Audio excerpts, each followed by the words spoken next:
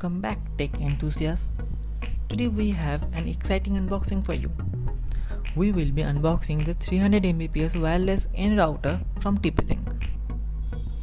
On front, we have a clear image of the router, highlighting its feature.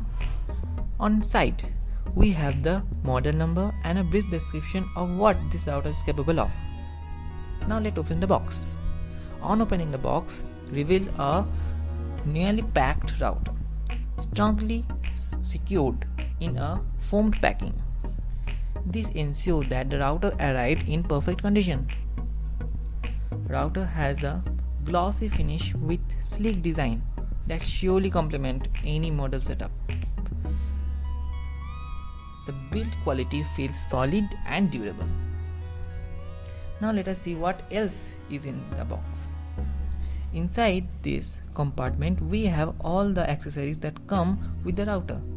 We have an Ethernet cable for wired connection, a power adapter for powering up the router, and user manual for guidance. It's great to see all the necessary accessories are included. Now let us take a closer look at the ports and button of the router. On the back we have multiple Ethernet ports for wired connection, a WAN port connecting modem.